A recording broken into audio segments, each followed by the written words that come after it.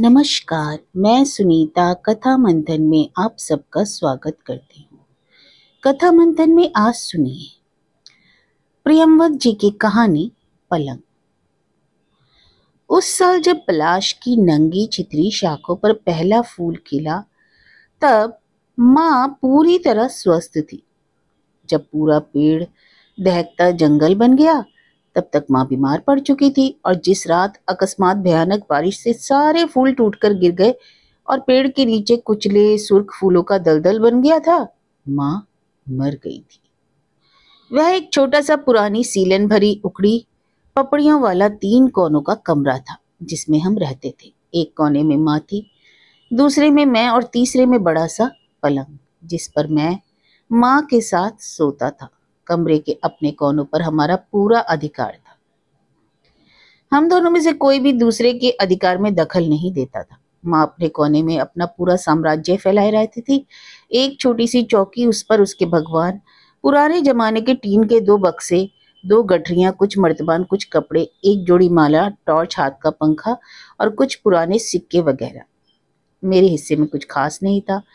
कुछ किताबें, लकड़ी की पुरानी अलमारी, उसके अंदर सस्ती शराब की बोतलें, कुछ कपड़े और मेरी पकी उम्र पर हमेशा फैली रहने वाली अदृश्य चुप्पी। लगभग उदासी या मनहूसियत के बीच की सी कोई चीज। छोटी सी खिड़की के पास तीसरा कोना था, उसमें वही बड़ा सा पलंग जो उस पूरे कमरे को अपनी भव्यता से आक्रांत किए रहता था। माँ उसे अपनी शादी में लाई थी। पुराने जमाने का विशाल पलंग जिस पर माँ कभी मेरे पिता के साथ सोती थी। उस पलंग से उसके कई बीते हुए दिन जुड़े थे जो अक्सर रात को उसके आसपास जीवित हो जाते थे। कई रातों को मैं चुपचाप माँ को उन दिनों से बातें करते देखा और सुना था, अचानक यूं ही मुस्कुराते, रोते और कभी कभी लजाते हुए भी। मुझे अक्सर लगता था कि माँ मुझसे ज्यादा पलंग के नजदीक है। अक्सर बहुत कुछ वह जो मुझसे नहीं कहती चुपचाप पलंग के साथ बांट लेती है। अक्सर छुट्टियों में पूरे दिन या सुबह के खाली समय में मैं चुपचाप माँ को देखा करता। वह बहुत सवेरे उठती और अपना काम पूरा कर लेती। उसकी पूरी कोशिश होती कि मेरी नींद ना खुले। मैं अक्सर जागकर उसे देखता रहता। उसकी हर गतिविधि इतनी नियंत्रित और निश्चित थी कि मैं आंखें बंद किए हुए भी समझता रहता कि वह क्या कर रही होगी। अब सफाई, अब कपड़े धोना, अब माला फेरना, ऐसा ही कुछ। सुबह उठकर वह सबसे पहले अपना कोना साफ करती, फिर मेरा हिस्सा, फिर नहाती। नहाने में वह बहुत समय लेती। सफाई के लिए वह विक्षिप्तता की हद तक आग्रही रहती। हर चीज को 2-3 बार साफ करती, पूरा फर्श, दीवारें, बाल्टी, कपड़े और अपनी देह भी। अक्सर वह सफाई करते करते बाहर कमरे में चली आती और कोई भी बुरी चीज लेने या अंदर कुछ साफ करते करते वह बहुत कुछ साफ करना याद आ जाने पर मैं चुपचाप लेटा उसे देखता। उसकी झुकी कमर, लटकी झुर्रियां, सिकुड़ा हुआ मुंह और उस पर चिपका रहने वाला शाश्वत संशय।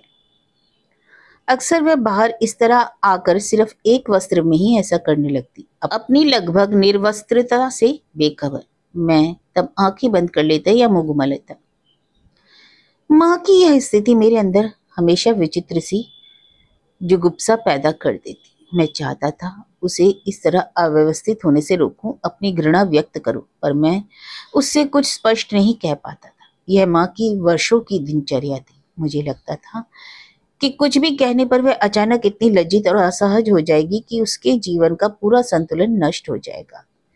वह सब जो इतनी आश्वस्ति और निश्चिंतता के साथ करते हुए सहज जीवन जीती है, बिखर जाएगा। मैं कुछ कहता नहीं, पर फिर भी अपनी जिज्ञासा को छिपा नहीं पाता। पलंग से उठने के बाद उससे कुछ नहीं बोलता और चेहरे पर एक तरह की विकृति लिए बैठा रहता। मुझे वह भय और दुख से चुपचाप देर तक देखती रहती। कभी हिम्मत कर पूछ लेती, क्या हुआ? मैं कुछ नहीं कहता, सिर झुकाकर सिगरेट फूंकता रहता। मैं नहीं चाहता था कि मैं कुछ कहूँ। मेरे एक बार कुछ भी बोलने से वह उत्साहित हो जाती थी, फिर बहुत कुछ बोलना शुरू कर देती। वह जो मेरे और उसके बीच की मौन लेकिन स्वीकृति स्थितियों को अस्त व्यस्त कर देता। मेरी तनाव भरी खामोशी से उसके चेहरे की पीड़ा, अंदर की बेचैनी और बढ़ जाती। तबीयत खराब है, वह एक बार फिर साहस करती। कुछ कड़वा बोलने के लिए मैं सिर उठाता, पर उसके चेहरे की कातरता और उम्र की शैथिल्य देखकर चुप हो जाता। वह तब सचमुच कांप रही होती, इस आशंका से कि कहीं मैं हाँ ना कह दूं। मेरी किसी भी पीड़ा की कल्पना से वह इसी तरह कांपने लगती। मेरी इस चुप्पी से वह शायद कुछ अंदाजा लगा लेती। मुझे यह कभी समझ में नहीं आया कि माँ मेरे अंदर का सब कुछ कैसे जान लेती है, कौन सा सूत्र होता है उसके पास। वह फिर सतर्क रहने लगती। अक्सर उस अवस्था में बाहर नहीं निकलती, या निकलती भी तो इस आश्वस्ति के साथ कि मैं सोया रहूं। यह निश्चिंत करने के लिए शायद वह बहुत देर तक दरवाजे की आड़ से चुपचाप मुझे देखती रहती। एक दिन मैंने कुछ ज्यादा शराब पी ली, इसलिए कि जिस औरत से मैं शादी करना चाहता था और जो मुझसे शादी करना चाहती थी, उससे मेरा झगड़ा हो गया। वैसे हम बहुत दिनों से एक दूसरे को प्यार करते थे, इतने दिनों से कि मेरी तरह वह भी धीरे धीरे अधेड़ होने लगी थी। एक आध बाल सफेद हो गया था और छाती बिल्कुल ढीली हो गई थी।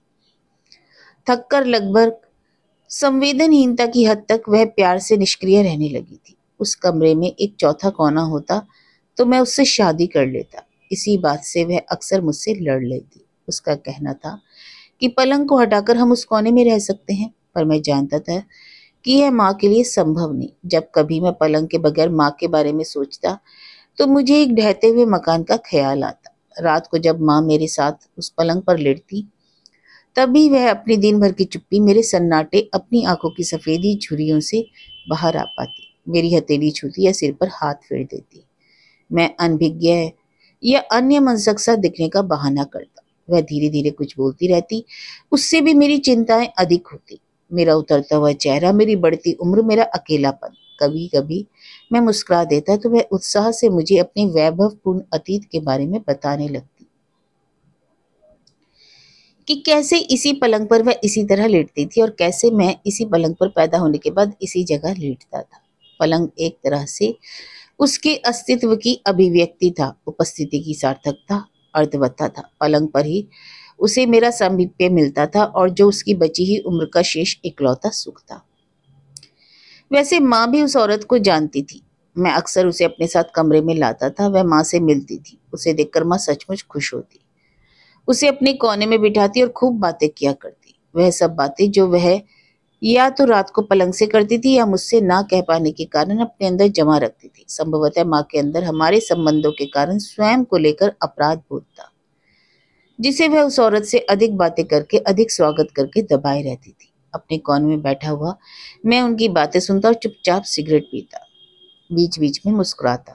मेरे मुस्कुराने से माँ इतराने सी लगती और मुझसे और अधिक बातें करती। मेरे जवाब देने से उसे बहुत शांति मिलती, क्योंकि वह मान लेती कि मैं स्वस्थ, सुखी और संतुष्ट हूँ और उसके अस्तित्व को अपने जीवन में महत्व देता हूँ। वह अचानक अपने आप को महत्वपूर्ण महसूस करने लगती और इस भावना से मेरे ऊपर कुछ अधिकार भी दिखाने लगती, जिसे मैं अनिच्छा से चुपचाप स्वीकार करता रहता। धीरे धीरे यह स्थिति मेरे लिए असहनीय होने लगती, जिसे माँ समझ लेती और उठकर पड़ोस के घर में चली जाती। वह जानती थी कि मैं उस औरत को घर में क्यों लाता हूँ। उसे एहसास था कि वह क्यों लंबा एकांत चाहते हैं।